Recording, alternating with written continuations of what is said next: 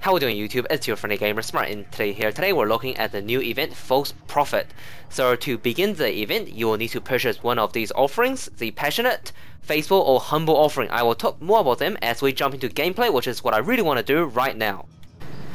Okay, so let's get some housekeeping done first. So basically you need to go to a corpus occupied map. Ideally you want to go either on Pluto, Neptune or Europa because you get guaranteed spawns there. You can go to Jupiter, Mars or Venus, but it's not really guaranteed. And you'll need to equip one of the offerings. Now I generally try to bring the 100k offering because the amount of credit you get is a multiplier of that. So if you bring say 10,000k, you may get 15,000k return. If you bring 1,000, you may get 1,500 return. If you bring 100k, then you probably get say 150k returns, something like that, right? So other than that, basically there's quite a few things that you can do. Now, generally it's a good idea to run with a squad because especially when you go to the higher numbers, it's very easy to die. So in this particular squad, which I got from just recruiting chat, no one's really done the event that much, so the level here is only 55. The highest I've seen is 100. I'm sure you can go higher if you got, say, Opal players who's got above 1,500 points in the event. So the level, again, of the Bursa does not seem to depend on, you know, what kind of offering you bring. It seems to depend on the average score that the squad have. That's from my experience, and I'll show you that later on as well.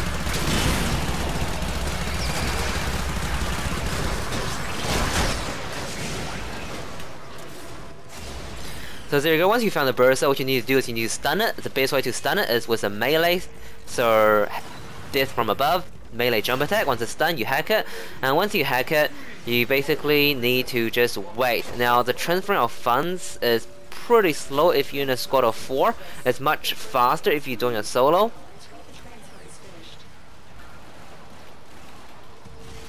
But basically you need to wait to 100% before you can proceed.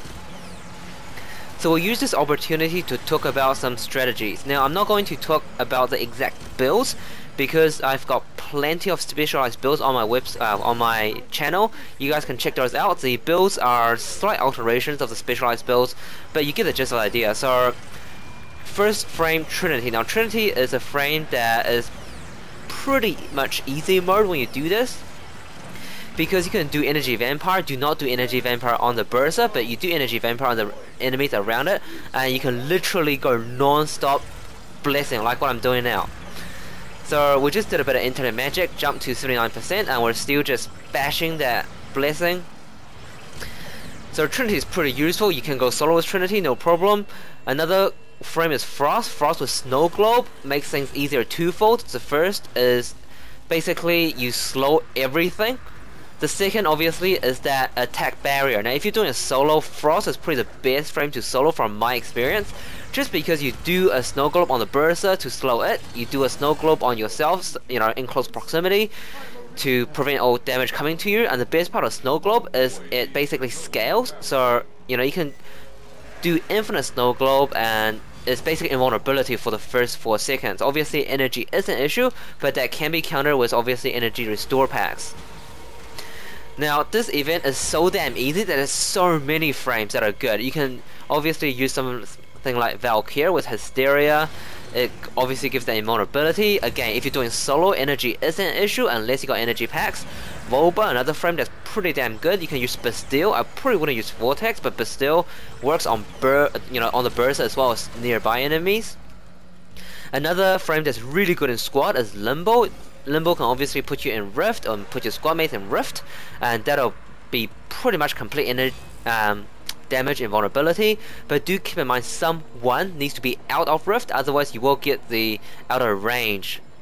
So once you got the Bursa to 100%, you basically need to kill it, and then you get your credit return. So all in all, pretty simple.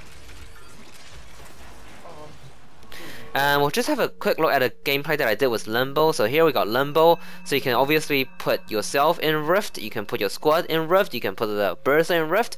It's just a lot of flexibility with limbo. Next, which I have a squad mate here, is also quite good with mind control, because you know, you can basically make the berserker completely harmless, and especially if you're lucky enough to get it into a compartment where the doors are locked, then no other enemies will come, and it'll just be basically a free win. Of course, you need that energy. And lastly, I will just do a quick demo with Frost. So here I'm doing a solo.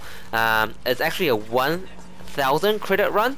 I just want to test it, but as you can see, it's still, you know, above 90, level 90. So that just goes to show it's not so much to do with the credit pack you got, it's more to do with how much points you've got already. So 94 here. I'm doing a solo with Frost. It's pretty damn easy. Don't get me wrong, you will risk death here and there, but once you've got it stabilized, it's pretty damn simple. But you do need a pretty damn good weapon to, you know, kill it at the end. And here I basically didn't time it right, so I've got a lot of knockdown here and there, but I did manage to kill it at the end after a bit of a awkward struggle.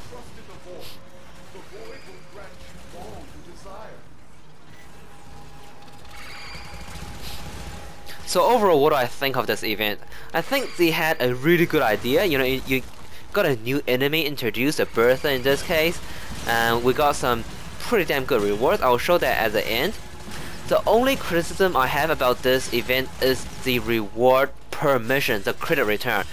If they made the credit return a bit higher, then say it's about 1.2 to 1.5. That's from what I get on average.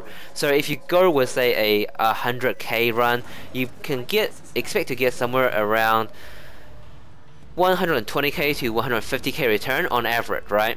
Now that to me is not great, because if you think about it, that's about the reward of a single, you know, T3, T4 run, right?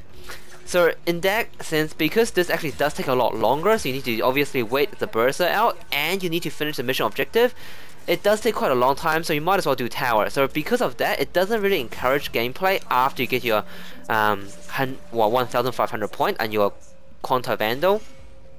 But other than that, the event is pretty nice. As a final note, you know, a lot of people when I started this were trying to run EXTs, exterminate missions.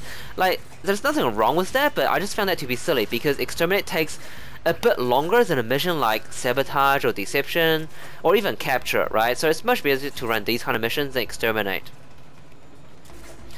So just quickly run to extraction and I'll show you guys the reward. So you basically get a sigil once you reach 100 points. It pretty much takes one run to do that, and then you will get a impact mod set pack. So it's like your, I guess, puncture and slash mod set packs with the previous events. It's basically 20% extra impact damage at base or at 0 rank, and then 120% extra impact damage when you got max rank. And of course you get 4 mods, one for primary, one for secondary, one for melee, and one for your shotgun. So one for rifle, one for shotgun, I should say. So I mean, overall, again, pretty basic event. I had some fun with it. It could be a bit better, but hey, it's Warframe. Alright guys, you know the drill. Please like, comment and subscribe, and I'll see you guys in the next video. So we'll quickly show off the rewards here, and I'll leave you guys at that.